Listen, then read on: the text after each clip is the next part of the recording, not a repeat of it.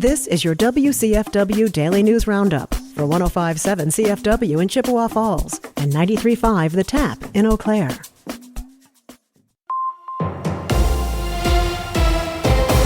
For 105.7 CFW News, I'm James Kelly.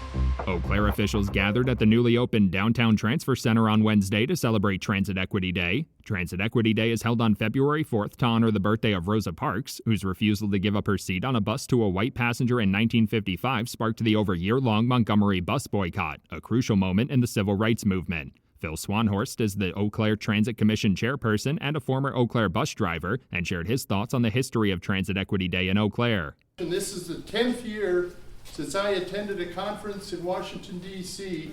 to create February 4th. Why February 4th? We wanted an activist that believed in equity in transportation, and who better than Rosa Parks, and her birthday is February 4th. So 10 years ago, we created that, and by we, it was unions, it was management, it was Ireland, it was South Africa, it was European countries. In its proclamation declaring February 4th as Transit Equity Day, the Eau Claire City Council highlighted the importance of public transit as an essential service for residents to access things like healthcare and employment, as well as its importance in addressing climate change. Swanhorst also shared his thoughts on what future progress could look like for public transit in Eau Claire. Continued applicable ADA compliance. Believe it or not, we build our buses, our transfer center, our accommodations are very ADA compliant. When we drop off at some schools, some healthcare facilities, some older churches, they are not ADA compatible. So the future would be to have our community be ADA. To honor Transit Equity Day, a local nonprofit, Jonah, covered all bus fares on Wednesday so residents could ride for free. Each bus also had a rose in the front seat to honor Rosa Parks. Senator Tammy Baldwin has announced over $5 million in federal funding for projects across western Wisconsin. According to a press release on Tuesday, the bipartisan government funding bill passed this week includes funding to expand access to affordable health care, connect residents with job training programs and employment opportunities, and create more affordable housing. Healthcare access and affordable housing have been especially difficult issues to address in western Wisconsin. A number of municipalities, ranging from the city of Eau Claire to St. Croix County, identified building more housing units as one of the most significant long-term needs facing their communities. 5 organizations will receive direct funding through the legislation, including the University of Wisconsin-Stout to expand support for entrepreneurs, Gunderson La Crosse Medical Center to renovate a facility providing addiction services, the Pablo Center in Eau Claire for STEAM education, the Family and Children's Center of Wisconsin for a new mental health diagnostic center, and the Vernon Memorial Healthcare Foundation for a new clinic. After weeks of being offline due to funding issues, Wisconsin Eye officially started live streaming events at the state capitol again this week. Wisconsin Eye temporarily shut down in December after officials said they needed to raise $250,000 to resume operations for the first 3 months of 2026 and $1 million for the full year. State lawmakers have been working to address the funding issues at the nonprofit, with legislation pending that would provide Wisconsin Eye with some state funding in addition to its own fundraising efforts. The legislation would use $10 million from the state budget to establish a trust fund and build a permanent endowment for Wisconsin Eye. Assembly Minority Leader Greta Neubauer says the bill does not have an exact matching contribution requirement for the nonprofit, but it would be responsible for raising a few $100,000 each year to support the streaming service. In addition to resuming live streams this week, Wisconsin Eye also brought its extensive video archive covering years of state politics back online.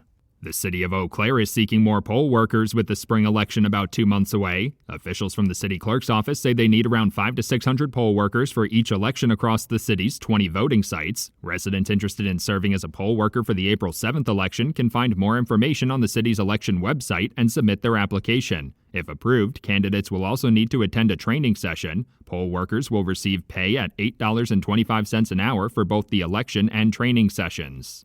The Eau Claire City County Health Department is sharing tips on protecting yourself from carbon monoxide poisoning after 2 people were hospitalized in Pleasant Valley. Everyone should have working carbon monoxide detectors on every level of their home and replace the batteries twice a year. If you park your car in a garage, you should always turn the engine off inside to prevent carbon monoxide from building to an unsafe level. Residents should also avoid using generators and gasoline or propane heaters inside and have their furnace or wood-burning stove inspected every year.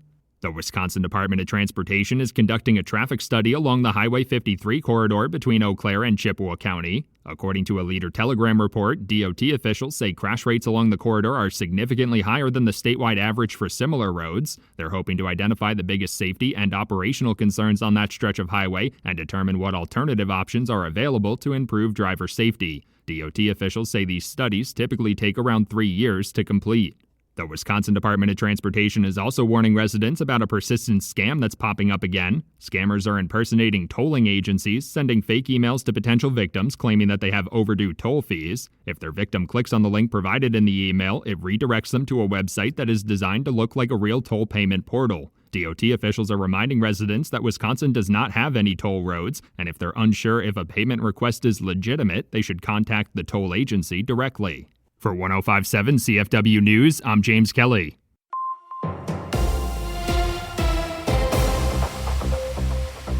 With Civic Media News, I'm Terry Miller.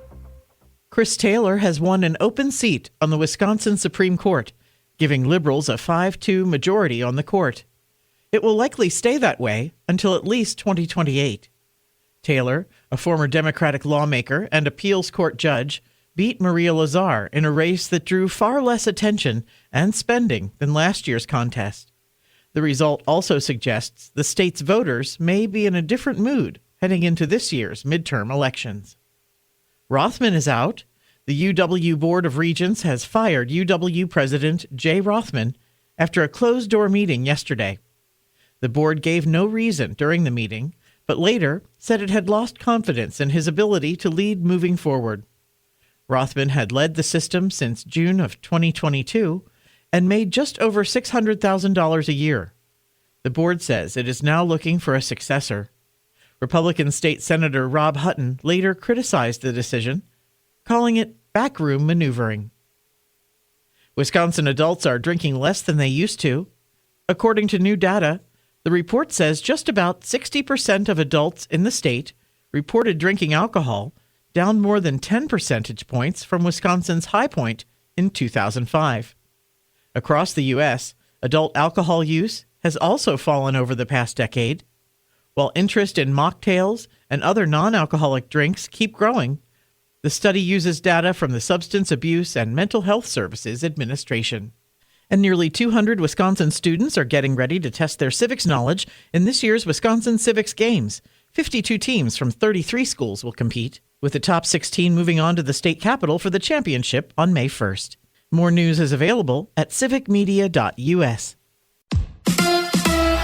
The Badgers in the Frozen Four. Hi, I'm Mike Clemens with sports. Men's college hockey. The Wisconsin Badgers in Las Vegas for the semifinals of the NCAA Frozen Four tournament. They'll face off tomorrow afternoon at 4 o'clock against North Dakota at the T-Mobile Arena. It's been 16 years since Wisconsin reached the Frozen Four. Head coach Mike Hastings letting the players know how important this game will be. You address it, you talk about it, and they understand how important Thursday is. You know, they want to do this for a lot of reasons.